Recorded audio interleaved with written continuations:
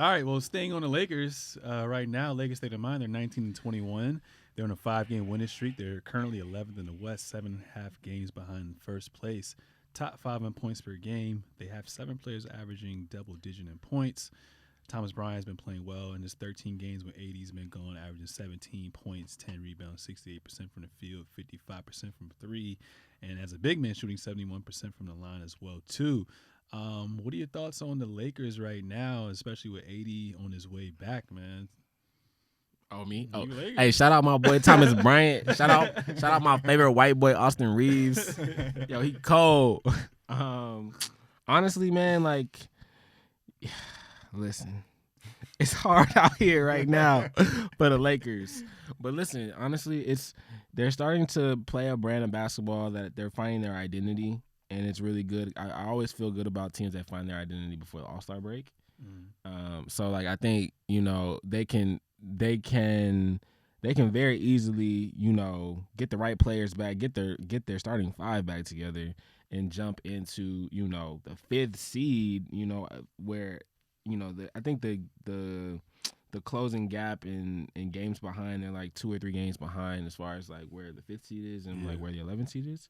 So I just think that they just need to get healthy, go to All-Star weekend, cheer for LeBron because that's the only nigga they got on the court out there representing the Lakers, and just return healthy, do what Darvin Ham says on defense, and Russ needs to stop taking bad 3-point shots in transition and turning it over, and I think that they'll be a 6th seed.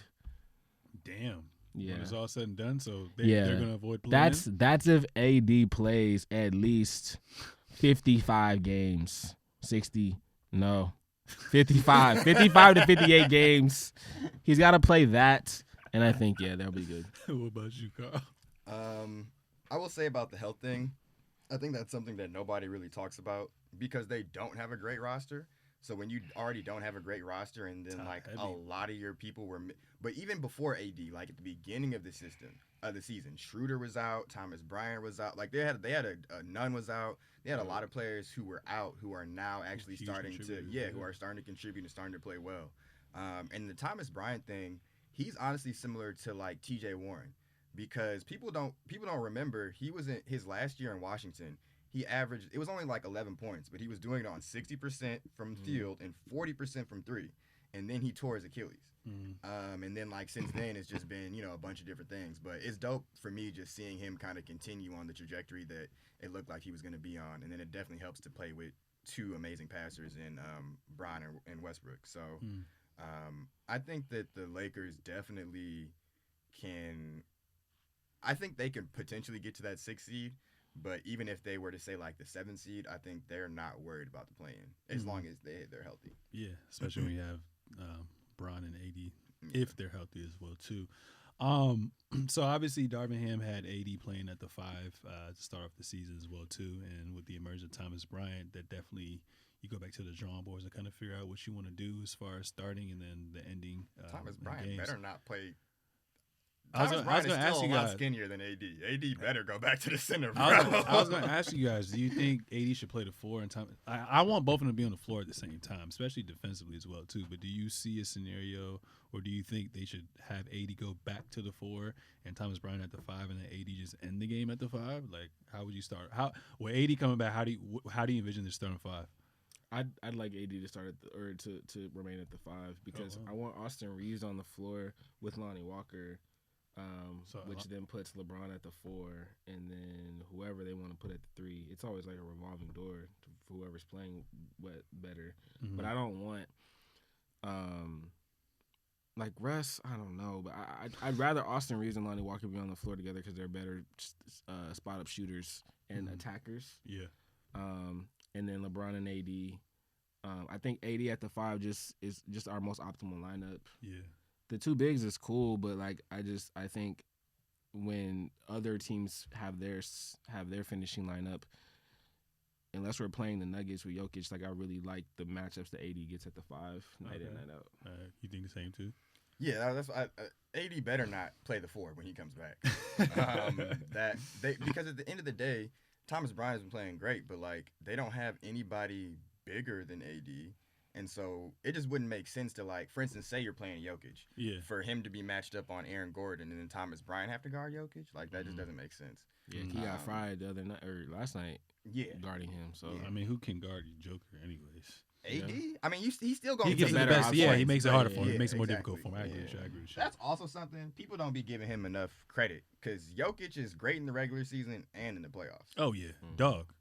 That's another topic we're gonna talk about as well too, a little bit. So with the Lakers' current, roster construction, obviously trade deadlines, I believe, towards like a week before the All-Star break, around All-Star break.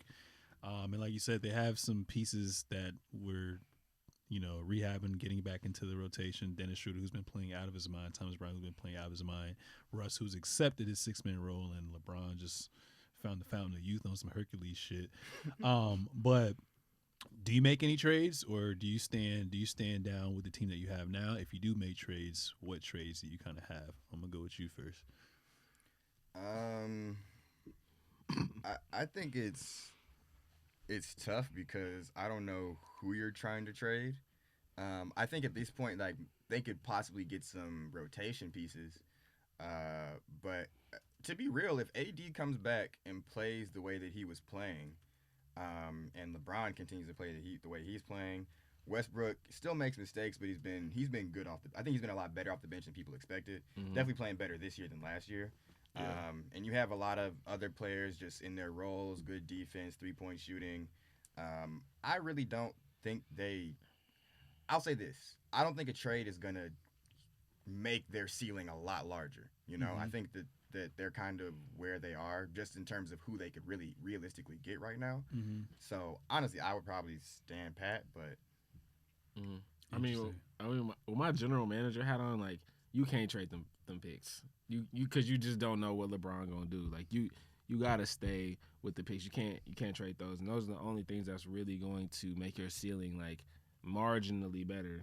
Because the Pistons not giving up Bogdanovich without a pick, and they're not giving up Miles Turner, even though he just turned down they stalled the free agency or the extension talks today. And I'm just like, honestly, you got players in house. The one thing I hate as a Laker fan is like, they want to trade players that they got good in house already. Like, I don't like seeing Alex Caruso gone, Kyle Kuzma gone. Like, I want to see in house players like stay there. Austin Reeves, Thomas Bryant, like keep them, develop them. Like, you never know like what they can do until you ride with them. So I want them to stay with the roster they got.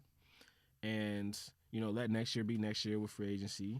And I think, with this team, it's good enough. You're only 2-3 games behind actual playoff contention. So just stand pat, play defense, get AD back healthy, and then see what's up. Yeah, I mean, I literally was about to, steal what you kind of just said as well, too. I mean, the fact that they're only, 7.5, 8.5 games behind for the number 1 seed, and it's been kind of up and down, especially with Devin Booker out, Cat out, Portland's kind of imbalanced. The Clippers. We're going to get on that as well, too. I mean, the fact that you're only a couple games away and the Lakers have had major injuries and they're working 2 rotation pieces in, I probably wouldn't trade I wouldn't make any trades as well, too, especially like you said, if you're putting the GM hat on, you don't want to give up those future, draft picks. Yeah, and the GMs, they want to rob the Lakers. They want to be like, oh, you want to be good? All right, cool. Give us your future. So, yeah. But it's also because they've come off as desperate, so everybody knows that they can rob them, too. Yep. No, that's facts. That's facts. So, yeah, I stand down.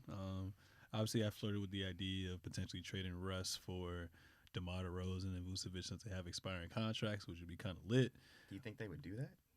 I don't know. The Bulls been kind of foolish since the D Rose era, so I don't really know. That's my dream. That's my dream trade, but it makes sense to kind of, with the West being so up in the air this year, it just makes sense to keep them. And then Russ, $47 million going off the books. You can bring in some solid players to mesh with what Darvin Ham wants to do with those 2 superstars. So I think if they do anything, it'll be with Pat Bev and Kendrick Nunn. Pat Bev can go. I was about to say that. Pat Bev can go. I'm not even a Lakers fan, and he's not it, bro. Yeah, man. Yeah, we gonna see though. Yeah, Pat Bev can go, and what was the guy you said? Kendrick Nunn. Yeah, they can definitely rock for sure.